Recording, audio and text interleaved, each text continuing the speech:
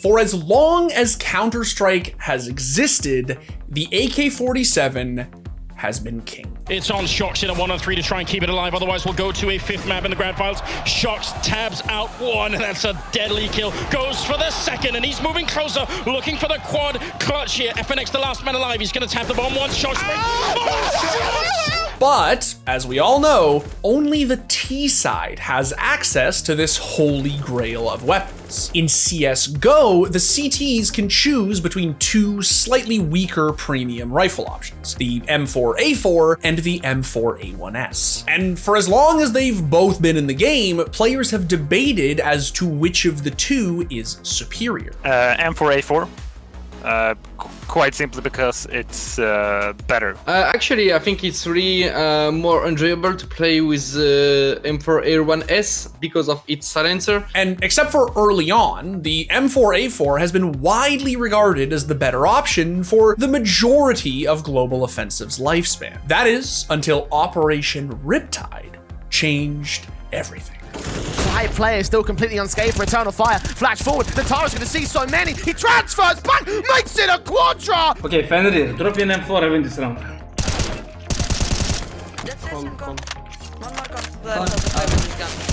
Man, this is your new gun. This Even gun, the after this MP9. update, you're insane. Yes, in MP9 Everything's in the balance, and there's the bomb drop. Amanek does it all for G2. One simple buff buried in the largest CSGO update we've ever had ended up changing the game in ways that no one could have ever imagined. The M4A1-S became a death ray that was all but impossible to ignore. So what exactly is it that makes the A1S so busted these days?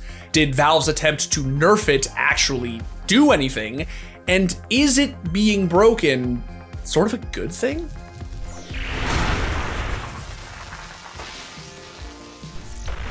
So, despite being the only primo rifle for the CTs in the franchise's earlier iterations, the silenced M4 wasn't actually in CSGO at release. But, to be fair, at one point the Galil had a red dot sight, and the guns sounded like this.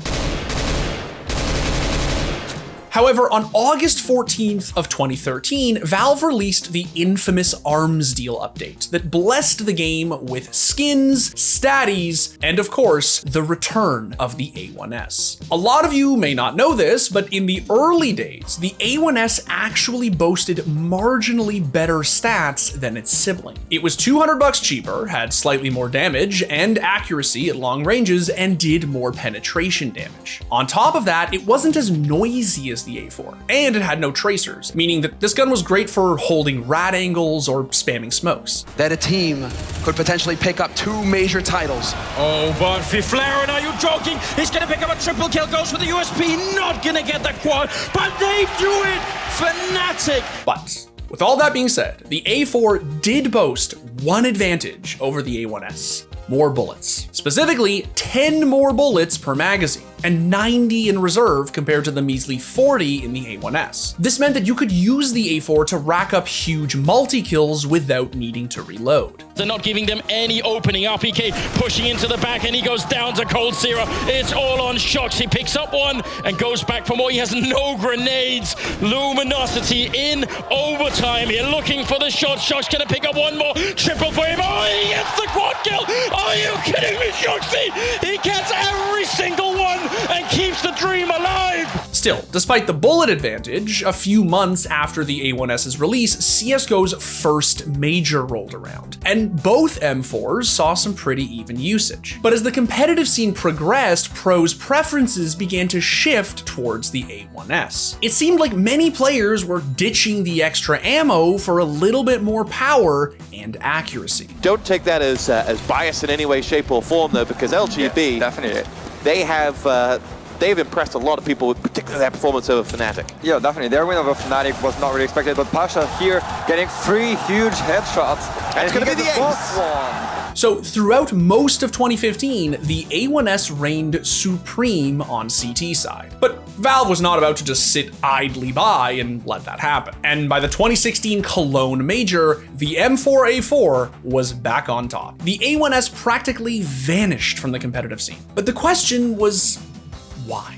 What exactly had happened to the A1S? Why weren't the pros using it? Well, by the end of 2017, the differences between the guns in the M4 family were more apparent than ever before. Both the A1S and A4 cost the same, and technically did the same amount of damage, but the A4 still had more bullets, and now, crucially, a higher rate of fire. The A1S did have a few advantages, like a much more controllable spray pattern and less damage fall off. And after Valve's second shot update, you could more easily tap away with the A1S from long range. But as useful as that may seem, it simply didn't fit into the meta. As CSGO grew and developed, players got more aggressive on T side and began using utility more dynamically. CTs needed to have the bullets and speed at their disposal. The A4 outclassed its silenced counterpart in every way that mattered. It even got the same second shot update, making equipping the A1S seem almost pointless by comparison. It's different, like there, you know, it's situational because you have players that are solely playing on aim and they're like tapping. Like if you take Scream in the old days or maybe Nico or players like this, I think they could be pretty good with the A1, but only in like certain situations. Yeah. Because when you need to spray down a few people who are rushing, that's very hard with the A1. Valve did attempt to make small buffs to the A1S to increase its usage. They upped the rifle's reserve ammo, brought the mag size up to 25, and eventually reduced its price to $2,900. Still, by 2020, the A1S barely saw any use, and with the wildly overpowered Krieg being the focus of everyone's complaints, there was little time left to mull over how to make the silencer actually viable. But then came 2021, and with it, Operation Riptide. Buried within a sea of stickers, short batches, and shiny new Doppler Glocks was one simple sentence that flipped the status quo on its head. The M4A1-S now does more damage to the body. But before we start spitting science about what a laser beam this turned the A1S into, I must shill ever so quickly about how Zowie's brand new XL2566K monitor can better help you eviscerate fools with it. You see, one of the benefits of Zowie's patented and oft-praised Diac Plus technology is that it helps with spray control in CSGO. Not that you really need it when using the A1S, but still. Can't hurt. By finessing how and when backlighting is turned off and on at fixed points on the panel, Diac Plus removes unwanted after images and hugely reduces motion blur. Seriously, I know I'm shilling, but if you've never tried out a Zowie display, you should. The difference is very noticeable. Oh, through the smoke! Oh no! Yeah, swing that. I can attest to this since Zowie was kind enough to send me a 360 Hz monitor, and I have been absolutely slamming on it. It causes every movement to feel super telegraphed, and especially as a 16:9 boy, allows me to pick out elusive targets. Shot. Fire, nice. Could be under palace. Nice. Anyway, back to the A1S. So, what exactly did this damage change entail? Well, exactly what you'd expect. The silencer still took 2 shots to the head, but could kill anyone, anywhere on the map with only 4 shots to the body. And because the A1S was laughably easy to control, what was previously a woefully underpowered noob cannon became a laser beam of death. Aggressive, and it's actually not got too much. Oh, nice Great shot. shots out of Shoxy. A third for good measure, and oh my god, Inters has just denied the round. He's looking the wrong way. He's not ready for it. And no, he's dropped his lines. He's whiffed it. And Inters, that is miraculous. The nade's great. There's more. Baiting him in, checking the corners. Mir's just on for the double. Astralis looking silly. Mir just popping another head. Anyone else? Zipek's just gonna fall as well. Let's see if he can deny this with a one-way. He's taking the fight. What is going on? A flash, an incendiary from his teammate to cover him, and again, Nico's plans are foiled. Look at him go. Hampus, he's so clinical. The doctor, NIP need. The remedy provided for making an ace. Hampus shuts it down in the first round of overtime. And now, the guy who actually knows what he's talking about. Counter-Strike might actually be the most complex FPS ever created. Simple is the undisputed GOAT of CSGO. And if you want to play a competitive tactical shooter... It was a dream. More like a nightmare.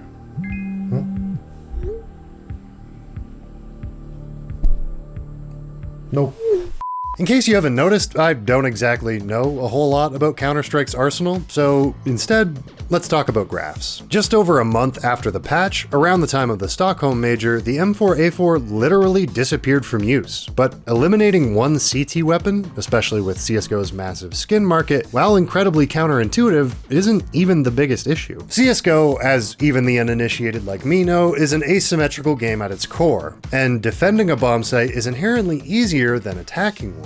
So when you buff one of the defending team's rifles, you don't just affect the balance of the rifles on that side of the field. You're changing the balance of the entire game. If we look at the stats of each map in the competitive pool before the patch, we can see that most skew slightly in favor of the CTs, except for maps like Dust 2 and Vertigo that leaned T-sided. But in 2021, every single map became heavily CT-sided, and the patch only came out at the end of that year. Just look how crazy things got in 2022. To say that this change affected the competitive scene would be a bit of an understatement. T-sides were getting absolutely rinsed, especially after the release of Ancient, which is statistically the single most CT-sided stomping ground in pro play. No longer does he have to shoulder the weight all alone. Brolando, oh, he's gonna just mow them down. Roland, please stop. Oh, this is so unreasonable, man. This is so unreasonable. It's so unreasonable. They had guns, Vince. They had guns, and Roland, he just wallbanged them all the way to oblivion. And that was the guy who actually knows what he's talking about. For a short time, this was really fun. People missed the silencer, and it was a fun nostalgia trip to see it on top again. But once the honeymoon period was over, everyone was forced to admit that the over-tuned A1S was a problem. From that one guy who comments on all of our videos to the majority of pros. It was dirt cheap, did a crazy amount of damage, hid tracers, had zero recoil, and made it so that if the T's didn't hit their opening headshot in long-range engagements, they were toast. As painful as it was to spend all those years lighting people 98 and 4, this was a step too far. How has the A1S become too powerful? Because I'm just gonna say, I think it's too powerful. I think in some respect right now, it's too strong. Things carried on this way for over half a year. Finally, Valve decided to make a tweak, hoping it would bring the silencer back in line with the A4. On June 15th of 2022, the A1S's magazine size was reduced back down to a far less generous 20 bullets. Did it make a difference? I mean, sort of, not really. The hope was that by making the A1S's mag size 66% of the A4's, it would drastically reduce the silencer's potential for multi-kills. The issue is that even with 20 bullets, you are pretty much always good for 3. The M4A4 still has its uses, and there are still amazing, otherworldly riflers like Bit who can conduct a symphony orchestra with it. But for all of us mortals, the A1S is just far too good to pass up. He's gonna go for it again. He's still out there. Freeman's got a smoke in hand and he's dead. And Meg is, while they are setting up that long push, just absolutely picking it apart. That is frustrating. Dan King? What? Wow. If he would have pulled the trigger, I can't believe it. Magus is, he's wrecking them in this round. He's got 24 kills and he's gonna get that last one too. Quad kill. If we look at recent results from Cologne, Blast, and EPL, the M4A4 is still basically non-existent. And if we look at the map balance over the last 6 months, it still favors the CTs. So Valve's nerf didn't really change all that much.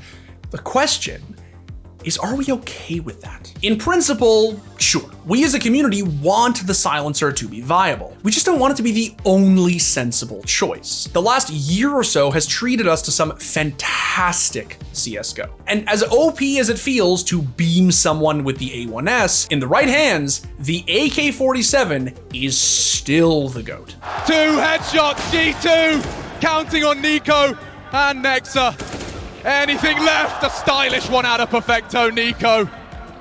He's going to be pushed to OT, or can he claw something? Oh! The down! 2 to go! But just because the CS is great doesn't mean it couldn't be better. Because let's be honest, getting shut down trying to take a site round after round by 5 $2,900 CT deletion tools spamming you through smoke is a frustrating experience to both play and watch. The 4v4 found. Carrigan with the swing decides to get involved. He's done waiting around. Okay. And in one mag, he's laid waste to G2. The Ts are supposed to have cheaper, more potent weaponry than the CTs. It's what offsets the fact that the onus is on them to take map control. And while the AK is still technically superior in those respects, it doesn't always feel that way. Though that is not to say that it's crazy to enjoy the current state of the game. The M4A1-S is broken. It has nuked CSGO's map balance and rendered the A4 almost useless. Valve could leave things as they are, but the whole point of buffing the A1S was to get a more balanced representation of both CT rifles. And the way things stand right now, that simply isn't the case. But the honest solution to what Valve should do warrants a discussion. Should the M4A1-S go back to the way it was before, or is there a different change you think could be made to balance things more? Could they invert the prices so the A4 is cheaper, or do Valve need to go a step further and increase the A1S's recoil, or hell, shave even more bullets off the silencer's mag so the CTs really feel it? You tell us. Thanks for watching. If you want more content like this, hit the sub button and ring the notification bell. For unique bite-sized videos you won't find anywhere else, hit us up on our Twitter, Instagram, Facebook, and TikTok.